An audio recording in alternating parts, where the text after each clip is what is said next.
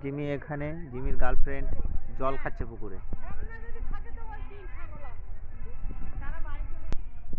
আয় লালি, আয় চলে আয় লালি, আর জিমির সাথে খেলা করায়।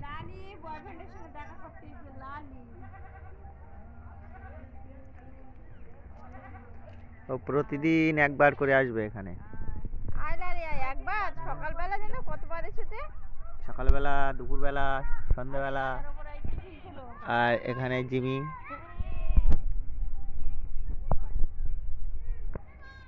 আমাদের একটু ছেড়ে দেয়।